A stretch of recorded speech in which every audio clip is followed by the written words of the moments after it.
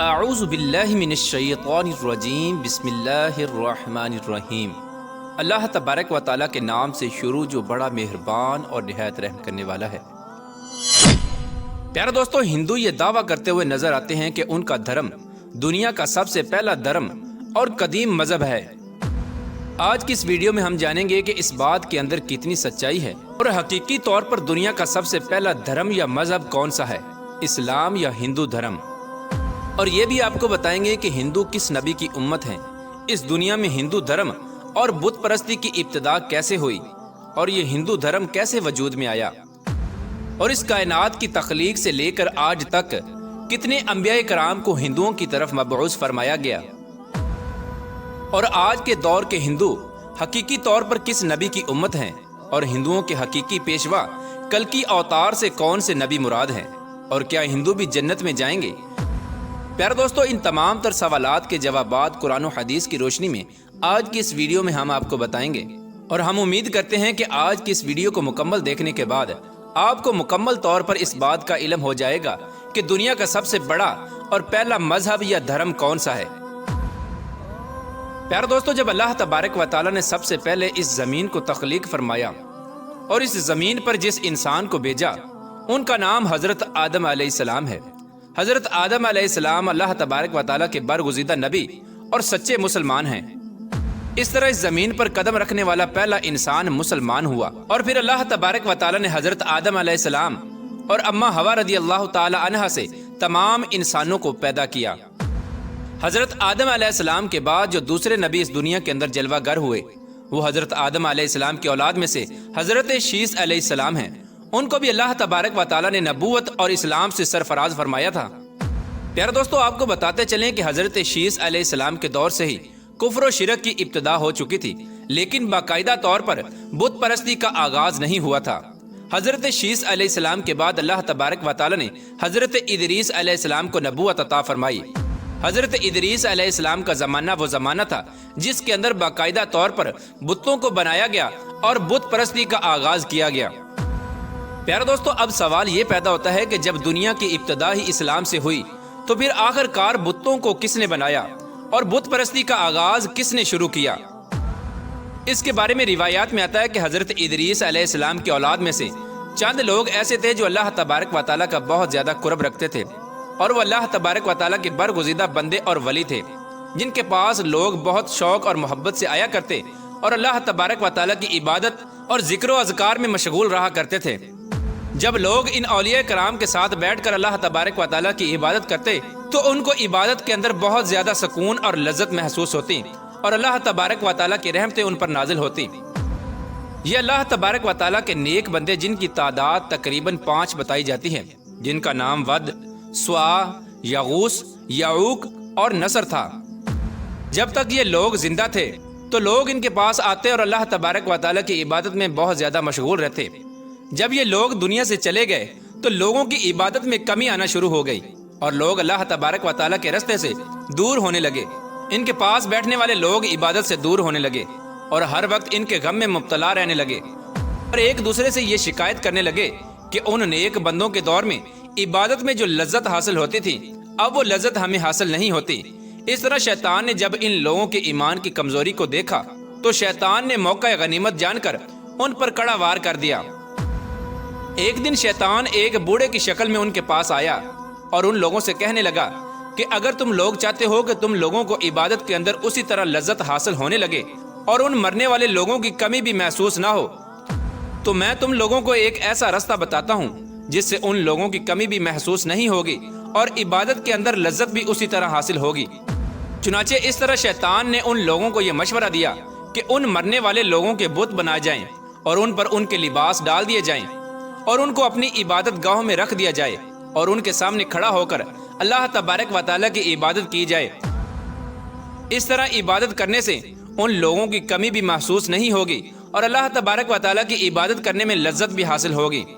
چنانچہ لوگوں کو شیطان کا یہ مشورہ بہت پسند آیا۔ شیطان نے ان مرنے والے لوگوں کے بت بنائے اور عبادت گاہوں کے اندر رکھ دیے۔ اس طرح لوگ اپنی عبادت گاہوں میں جاتے اور ان بتوں کے سامنے کھڑے ہو کر عبادت کرتے۔ شروع میں لوگ اللہ تبارک و تعالیٰ کی عبادت کرتے، پھر آہستہ آہستہ یہ لوگ ان بتوں کو سلام کر کے اور ان کے ہاتھ پاؤں چوم کر واپس آ جاتے۔ اس طرح زمانہ گزرنے کے ساتھ ساتھ شیطان نے لوگوں کو اس قدر گمراہ کر دیا کہ لوگ اللہ تبارک و تعالیٰ کی عبادت کو چھوڑ کر صرف انہی کو سجدہ کرنے لگے اور اللہ کی عبادت کرنے کی بجائے ان بتوں کی پوجا کر کے گھر واپس آ جاتے۔ پیارے دوستو، اس طرح حضرت آدم علیہ السلام کے ازلی دشمن نے دنیا کے اندر سب سے پہلے بتوں کو بنایا اور بت پرستی کی بنیاد رکھی اور لوگوں کو اللہ تبارک و تعالیٰ کی وحدانیت سے دور کر کے بتوں کی پوجا کرنے کے اندر مبتلا کیا، اور آہستہ آہستہ یہ بت پرستی اتنی عام ہو گئی کہ ہر نبی کے دور میں لوگ اس کفر و شرک میں مبتلا ہوا کرتے تھے، اور اللہ تبارک و تعالیٰ نے اپنے بے شمار انبیاء کرام کو ان بتوں کی پوجا کرنے والے لوگوں کی طرف مبعوث فرمایا اور ان کو اللہ تبارک و تعالیٰ کی وحدانیت کی طرف بلایا اور اللہ تبارک و تعالیٰ کی عبادت کرنے کا حکم دیا۔ اس طرح اللہ تبارک و تعالیٰ نے بت پرستی کے ہر دور میں اپنے انبیاء کرام کو مبعوث فرمایا۔ اس روئے زمین پر اللہ تبارک و تعالیٰ کی طرف سے بھیجے ہوئے کم و بیش 1,24,000 انبیاء کرام تشریف لائے، اور ہر نبی نے اپنے دور میں پائے جانے والے بت پرستوں کو اس بت پرستی سے منع کیا اور اللہ تبارک و تعالیٰ کی وحدانیت کی طرف بلایا۔ پیارے دوستو، بات کرتے ہیں کہ آج کے دور کے ہندو کس نبی کی امت ہیں، اور ان ہندوؤں کے آخری پیشوا کلکی اوتار سے کون سے نبی مراد ہے۔ پیارے دوستو، اللہ تبارک و تعالیٰ نے ہر قوم کی رشد و ہدایت کے لیے انبیاء کرام کو بھیجا، جس طرح کہ اللہ تبارک و تعالیٰ قرآن پاک میں ارشاد فرماتا ہے کہ میں نے ہر قوم کی طرف نبی بھیجا۔ قرآن پاک کی اس آیت سے بخوبی اندازہ لگایا جا سکتا ہے کہ اللہ تبارک و تعالیٰ نے ہر دور میں ہر قوم کی طرف انبیاء کرام کو بھیجا، تو پھر ہندوستان کیسے نبی سے محروم رہ سکتا ہے، اور ہندو لوگ کس طرح کسی نبی کی امت نہیں ہو سکتے، اور ہندو بھی کسی نہ کسی نبی کی امت ضرور ہیں۔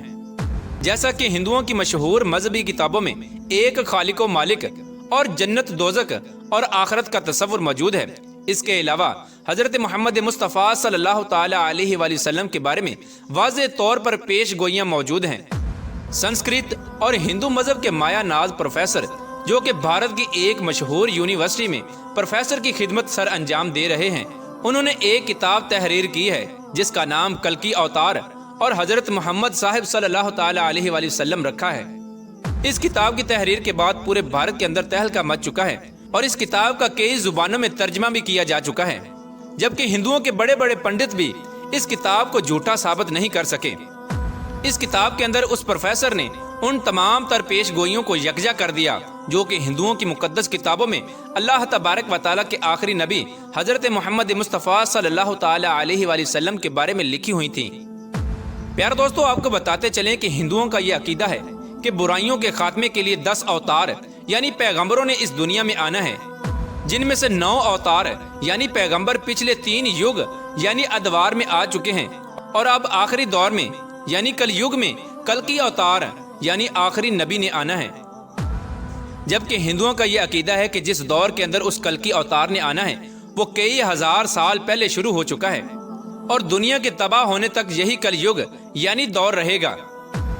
اس لیے ہندو اب اس کلکی اوتار یا آخری مسیحا کے منتظر ہیں، جس کی خبر ان کی تمام مقدس کتابوں میں دی گئی ہے۔ جیسا کہ ہندوؤں کی مشہور کتاب بھگوت پران میں لکھا ہے کہ کل یگ یعنی آخری دور کا ایک بہت بڑا حصہ گزر چکا ہے۔